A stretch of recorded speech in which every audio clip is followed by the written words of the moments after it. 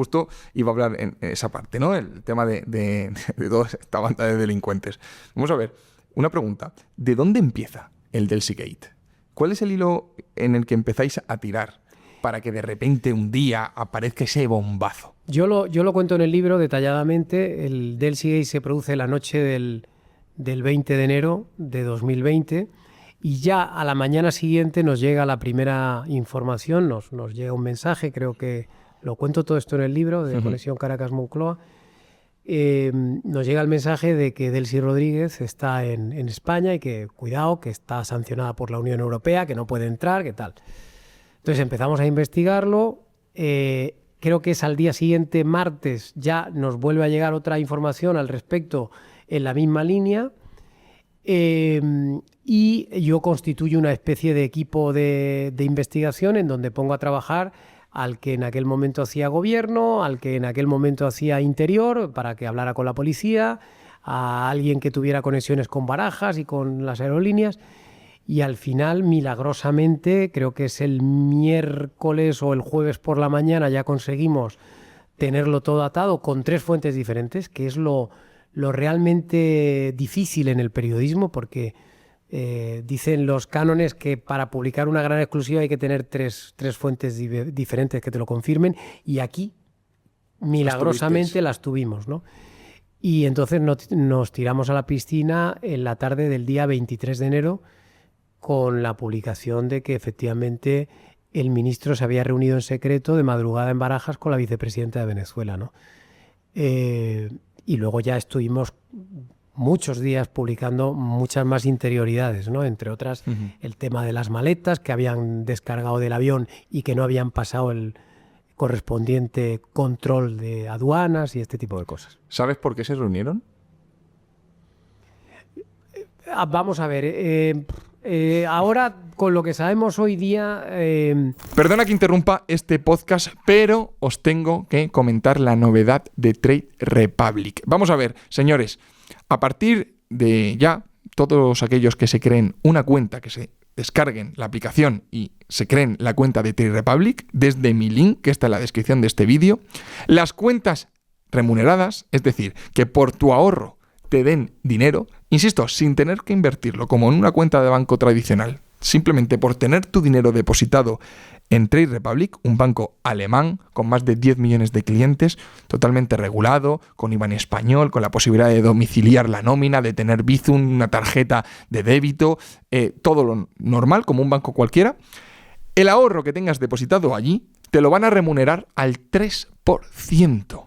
A todos los nuevos clientes que se descarguen la aplicación con el link que encontraréis en la descripción.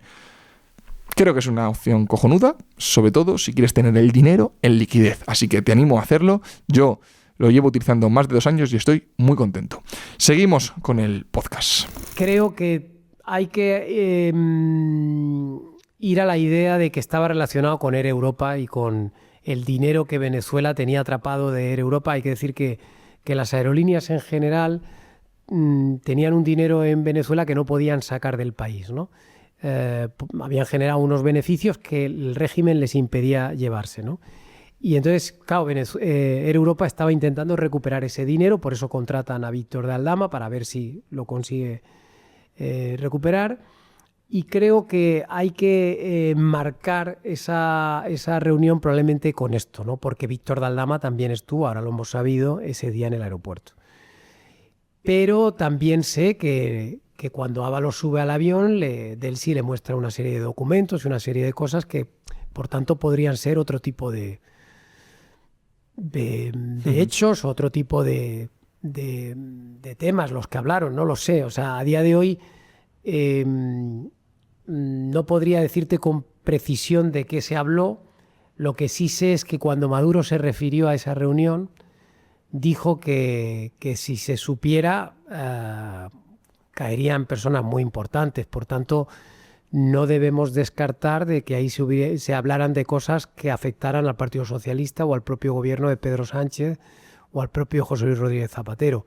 No en vano hay que recordar que estaba previsto que esa noche, la noche del lunes, hubiera una cena en Madrid en donde iban a asistir varios ministros del gobierno de España y entre otros Pedro Sánchez. Eso es lo que hemos visto en la agenda que le había preparado el propio Aldama. El famoso chalet del Viso, ¿verdad? Creo que era ahí, sí. Sí. ¿Y sabes qué llevaban las maletas? No. Esto es una cosa también que me parece muy curiosa, porque hay gente que, claro, fantasea, ¿no? Y empieza a extender la idea de, no, había oro, había dinero, había no sé qué. A día de hoy no sabemos lo que había en las maletas. Y no sé no sé si algún día lo sabremos. Lo que sí sé es que descargaron del avión, porque eso sí que había testigos presenciales que nos lo contaron y por eso lo publicamos.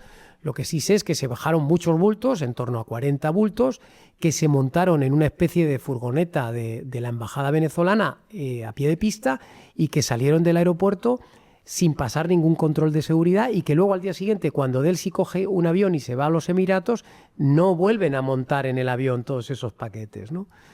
Pero bueno, aquí en España empezaron la gente a fantasear, y hay que recordar que no se ha publicado en ningún medio de comunicación, al menos en los que yo he dirigido, nada en relación a que hubiera oro o billetes en esas maletas, pues sencillamente porque no lo sabemos. Pero bueno, es muy curioso que la gente imagina a veces cosas y se cree que se han publicado y dice, no, bulo, porque dijeron que había oro. No, nadie dijo que había oro.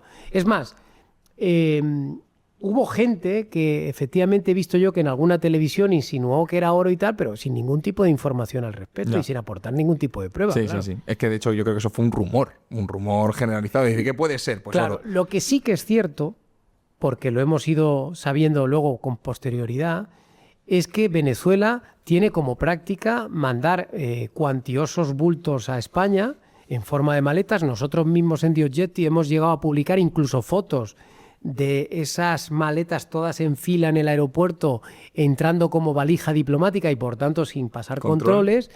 Y lo que sí sabemos también es que es muy probable que haya dinero en efectivo en esas maletas, o parte de esas maletas sea dinero en efectivo, porque las sanciones internacionales impiden a Venezuela hacer transferencias a Europa. Entonces, ¿qué ocurre?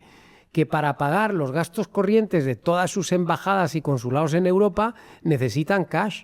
Entonces, es muy probable que en alguno de esos envíos llegara dinero en efectivo, porque tienen que pagar los salarios de sus empleados en España y en media Europa.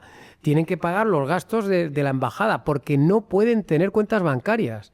O sea, es que hay que recordar que las sanciones al régimen venezolano implican que ni siquiera pueden tener una cuenta bancaria. Entonces, entra dentro de la lógica que haya un trasiego de dinero en efectivo.